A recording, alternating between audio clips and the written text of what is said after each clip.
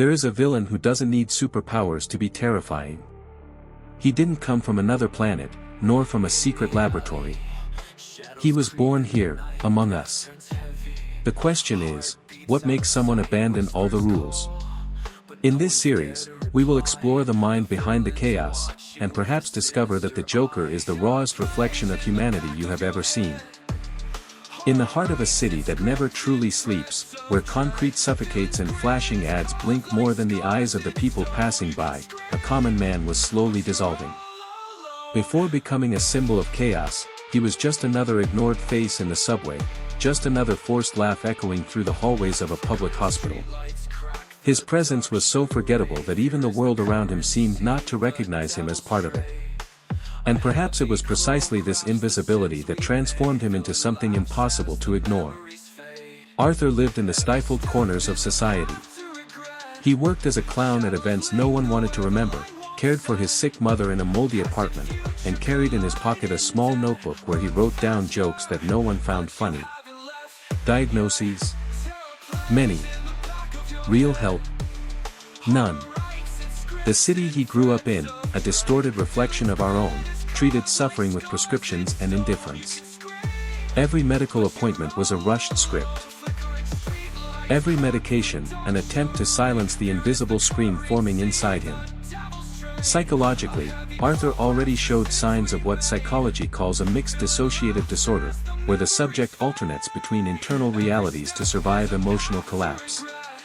But what set Arthur apart from so many others who suffer in silence was that his environment didn't just ignore his pain, it fed it. Laughter, for him, was never an expression of joy. It was an uncontrollable, almost painful reaction to the growing pressure of a world that mocked its own compassion. A real neurological mechanism, known as pseudo-bulbar effect, can explain this kind of response, laughing when one is, in fact, imploding inside. Around him, the city seemed to laugh too, not with him, but at him. The trains kept running without stopping, the clinics without time, the neighbors without names. Gotham, a fictional name for a reality that mirrors so many real-world metropolises, was a sick organism, where symptoms were disguised as routine and abandonment became the rule. Crime was just a detail. The true tragedy lay in how lives were ground into dust in silence, without anyone noticing. It was in this environment that Arthur began to disappear. Not literally, but symbolically. With every mistimed laugh, every misunderstood joke, a piece of him stopped believing the world was real. He didn't want to cause pain. He wanted to be seen. But no one realized that chaos doesn't emerge from a single act of rage. It is built in the silence of countless identical days, in the repetition of micro-violences that corrode the very last layer of empathy. Modern sociological theories already point out that the greatest fuel for psychological breakdown is not direct violence, but the feeling of not belonging. Studies like Durkheim's on social anomie show that when an individual loses their connection to society's norms and structures, their identity begins to implode. Arthur, even before putting on any mask, was already a product of this, a distorted reflection of collective abandonment. And then came the laughter. No longer as a symptom, but as a language. His way of speaking when no one else would listen. Laughter became a shield. Became a weapon. Became a mask. But there was something no one saw coming. Arthur wasn't just breaking. He was becoming. It was a gray afternoon, like so many others. Arthur, with his makeup still poorly removed and his eyes heavy, descended the steps of a crowded bus, feeling the weight of invisibility like a wet coat. The city offered no respite, but that day, something different hung in the air. A strange sensation, as if all the gears that kept him on autopilot were about to jam. It wasn't a brutal accident or a televised scandal. It was something quieter. More cruel. Arthur was attacked by 3 young men in an almost empty subway car. The assault wasn't just physical. It was a message: you don't belong. That was the moment of rupture. The attack wasn't just a common urban violence. It was the spark of a psychological narrative that had been written for years. The human brain, when subjected to repeated traumas without emotional processing, begins to create mechanisms of dissociation. In psychology, this is known as depersonalization. The individual starts to feel strange within their own body, as if they were watching their life from the outside. For Arthur, this attack wasn't just another episode. It was the final collapse of the thin line between reality and the internal theater where he lived. After the event, something inside him broke definitively. The following days were not marked by revolt or screams. They were marked by silence. A silence that screamed from within. Arthur began to walk differently. Speak differently. Look differently. The camera of the world no longer saw him as a background character. He had activated a new version of himself, colder, more cynical, more disconnected from any expectation of redemption. While the city simply moved on, ignoring yet another incident, Arthur plunged deep into his inner world. There, he created a space where pain was controlled, where humiliation could be rewritten as a joke, and where fear no longer had any power. It was at this stage that dissociation began to take behavioral form. The laughter, once a neurological symptom, began to be used as a narrative tool. The clown mask was no longer a job. It became identity. The transformation was, in the eyes of psychology, a classic case of reaction formation, a defense mechanism where the individual adopts exaggeratedly opposite behaviors to the real feelings they cannot handle. Arthur, consumed by shame and helplessness, reacted with laughter, jokes, and theatricality. But behind it, anger was taking shape. Not the impulsive kind of anger, but a colder, almost analytical type. The world had shown him there was no room for kindness. So he chose to reinvent himself as the opposite of what he had tried to be. The traces of empathy began to disappear. His trust in society crumbled. And in the place of the invisible man, a persona was born, one that refused to be ignored. The name? It hadn't been spoken yet. But the seed of the character was germinating. And once it sprouted, there would be no way to prune it. In the structure of the human brain, there is a circuit known as the default mode network, the part activated when we reflect on ourselves, our identity, and morality. When this network collapses due to chronic trauma, the sense of identity can rebuild itself on new foundations, often dangerously distorted. Arthur was no longer trying to fit in. He was redrawing the rules. And for the first time in a long time, he felt in control. And it was there that everything began to collapse. The world lost Arthur. But something far more unpredictable took his place. The city moved on. The neon lights kept flashing, the ads kept lying about happiness, and the alleys remained as dark as they had always been. But Arthur was no longer there. The man who had begged to be noticed, understood, healed, he had been left behind in the subway, among echoes of hollow laughter and hurried footsteps. What now walked the streets was no longer a citizen trying to survive. It was an idea, wrapped in cheap makeup and a new conviction. The world was a joke, and he would be the only one to tell it properly. Arthur's distorted mind began to take on defined contours. His thoughts ceased to be impulsive reactions and transformed into plans, into well-articulated internal arguments. He no longer needed to ask permission to exist. Now, he laughed. He laughed at hypocrisy, at inequality, at apathy. And the more he laughed, the more his new self solidified. It wasn't a collapse. It was a reorganization. Behavioral psychology calls this process maladaptive memory reconsolidation. In other words, by reliving traumatic memories without a safe context, the brain can rewrite them in a distorted way, creating new narratives where the victim becomes the author, not of his pain, but of his revenge. Arthur began to reinterpret everything: the neglected childhood, the ignored medical diagnoses, the fake smiles, the system that tossed him from one counter to another. To him, it all made sense now. It was the world that needed fixing. And he would be the agent of that reconstruction. That was when the definitive persona emerged, no longer Arthur Fleck, but something beyond. A symbol that defied order, mocked authority, and fed on chaos. The clown, a figure originally meant for entertainment, became the face of social dysfunction. The mask didn't hide, it revealed. Every exaggerated gesture, every cynical phrase, every dance on public staircases. It was a choreography of the new moral code he had adopted. I am not a product of my childhood. I am the result of your indifference. That line, delivered in front of the cameras on a talk show, was not just a venting of anger. It was a thesis.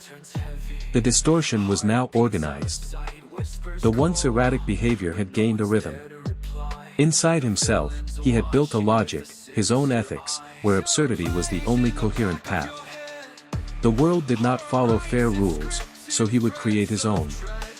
Neuroscience has observed that severe trauma can alter the connections of the prefrontal cortex, the area responsible for judgment, empathy, and moral decision-making.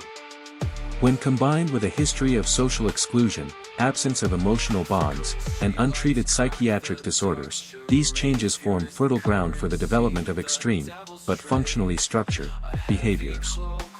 In other words, Arthur was not losing his mind. He was finding a new kind of sanity. One where he finally had power. He began to speak like a philosopher of chaos. His words disturbed because they carried a grain of truth. His actions shocked because they reflected everything society pretended not to see. To many, he was still just a criminal. But to some, he was starting to become a symbol.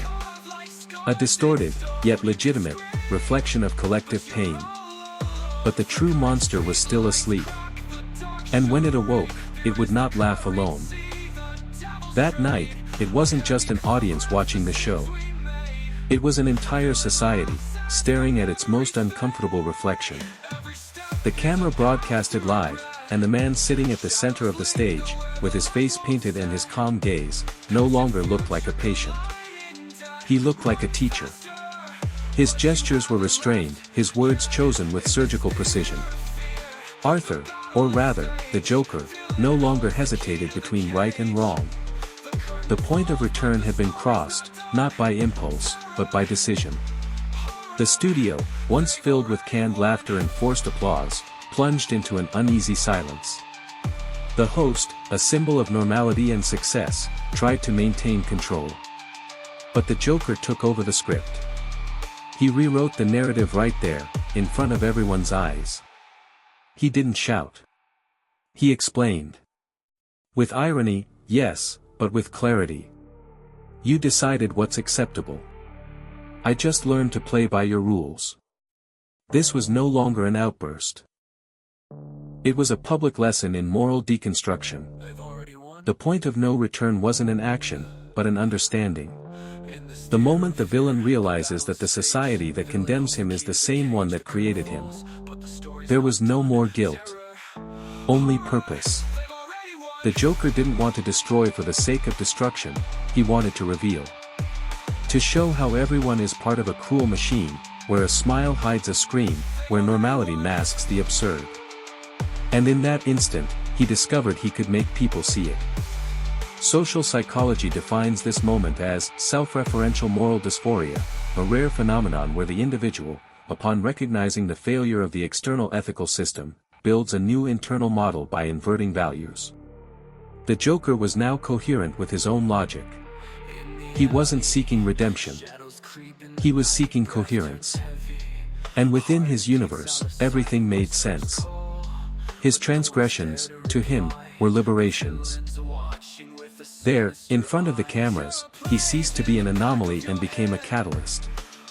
In a short time, the city would erupt in protests, masks would be copied, slogans would appear. Chaos was no longer random. It was contagious. Because there was something uncomfortably true in his speech. Something that, even distorted, resonated with those living on the margins. He hadn't lit the spark. He had simply shown where the gunpowder was hidden. And then the dilemma emerged: what if he was right? What if madness was merely an adaptation to the unbearable? What if the civilized world was, in truth, just a stage where everyone pretends to be fine while shoving the different ones to the bottom of the pit. The Joker became that mirror. And no one liked what they saw reflected. Existentialist philosophy argues that, when a human being realizes the absurdity of existence, they have three options: ignore it, adapt to it, or challenge it. Arthur chose the last. His new self didn't want acceptance. He wanted impact. And he achieved it. Because, in that instant, he stopped being just a man, and became a question. A cruel doubt whispering in the quietest minds: what if the Joker is merely the logical result of everything we pretend not to see? What if he's right? Unlike what many believe, chaos does not arise from nothing. It is studied, understood, often calculated. And in the case of the Joker, this logic is frighteningly clear. It is not about randomness. It is a meticulous reconstruction of reality by someone who decided to reject social rules, not out of ignorance, but out of distorted lucidity. Destruction is not the goal. It is the method. The result of a cold equation, where pain becomes language, and the world's logic is returned to the world, with the same violence it imposes. Psychologists call this cold cognition, when rational decisions are made without emotional involvement. The Joker fits perfectly into this spectrum. He does not act out of impulse, but out of conviction. He observes, analyzes, and dismantles structures with terrifying precision. The school bus, the hospital, the bank, the TV show, every action carries meaning. Every choice is symbolic. He is saying something. And the more people ignore his language, the louder he screams through chaos. This is where the theory of cognitive dissonance comes into play. When confronted with extreme actions that challenge their values, human beings try to justify their own behaviors. The Joker forces others to do this constantly. When an ordinary citizen faces an impossible choice, save themselves or another, lie to survive, accept absurdity to maintain stability, it is the Joker conducting the experiment. He becomes the scientist of moral collapse. There is also a direct connection to what is known as derealization syndrome. It is a psychological defense mechanism in which the individual begins to perceive the world as false, disconnected, as if trapped in a bizarre stage play. Arthur lived with this sensation every day. The involuntary laughter, the cold treatment, the abandonment by social services, all contributed to this break from reality. But instead of trying to escape it, he adopted it as truth. And he decided to act within it, as the master of the scene. The masks that appeared on the streets, the spontaneous uprisings, the mythical figure forming around his name, all of it demonstrates a dangerous idea: perhaps he was not alone in his perception. Perhaps many lived the same silent illusion. The city did not see the Joker as a traditional villain. They saw him as an extreme reflection of their own frustration. Destruction became a collective language. The muffled scream of a society that no longer knew how to ask for help. Studies in mass psychology show that figures like the Joker do not merely challenge the system, they become archetypes. They channel what was previously invisible. He does not want people to follow him. He wants people to awaken.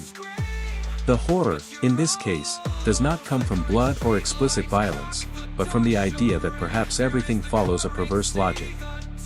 And that logic can be replicated, learned, copied.